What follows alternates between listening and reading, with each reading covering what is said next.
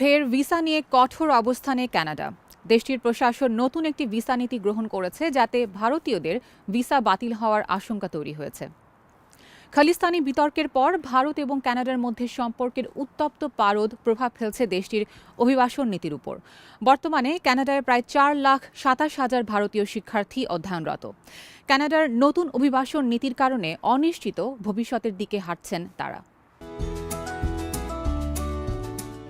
সহজ ভিসা নীতির কারণে অভিবাসন প্রত্যাশীদের কাছে জনপ্রিয় কানাডা, কিন্তু অতিরিক্ত অভিবাসীর কারণে বিভিন্ন খাতে চাপ তৈরি হওয়ায় একের পর এক নতুন পদক্ষেপ নিচ্ছে দেশটি। সম্প্রতি আবারও ভিসা নীতিতে পরিবর্তন এনেছে তারা।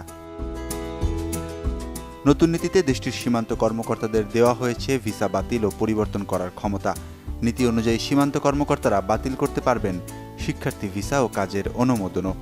শুধু তাই নয়, সীমান্ত থেকেই নিজ দেশে ফেরত পাঠিয়ে দিতে পারবেন বিদেশি কর্মী ও শিক্ষার্থীদের। এ নিয়মের কারণে দেশটিতে স্থায়ীভাবে বসবাসের জন্য আবেদন করার ক্ষেত্রেও জটিলতা তৈরি হবে বলে মনে করছেন বিশ্লেষকরা। চলতি মাস থেকে এই নীতি কার্যকর হবে বলে জানানো হয়েছে। নতুন ভিসা নীতিতে বলা হয়, কানাডার সীমান্ত কর্মকর্তারা এখন ইলেকট্রনিক ট্রাভেল অথরাইজেশন ও অস্থায়ী বসবাসের নথি প্রত্যাখ্যান বা বাতিল করতে পারবেন। এছাড়া কাজের অনুমতি ও শিক্ষার্থী ভিসাও বাতিল করতে পারবেন তারা। তবে কিছু বিশেষ শর্ত পূরণ করতে না পারলেই তারা এমন সিদ্ধান্ত নিতে পারবেন বলে জানা গেছে।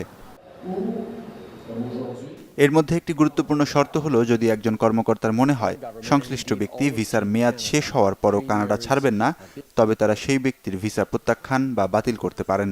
এই নিয়মের আওতায় রয়েছেন এরই মধ্যে কানাডায় বসবাস করছেন এমন অভিবাসীরাও। এমনকি কর্মকর্তারা প্রয়োজনে মনে করলে শিক্ষার্থী ও কর্মীদের সীমান্ত থেকে নিজ দেশে ফেরত পাঠিয়ে দিতে পারবেন। নতুন এই ভিসা নীতি চলতি মাস থেকে কার্যকর হয়েছে বলে জানা গেছে।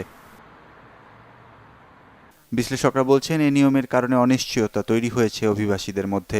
বিপদে পড়তে পারেন হাজার হাজার আন্তর্জাতিক কর্মী ও শিক্ষার্থী। এর আগে অভিবাসী নিয়ন্ত্রণের পদক্ষেপ হিসেবে গেল বছরের নভেম্বরে student direct stream visa programme বন্ধ করে দিয়েছিল কানাডা।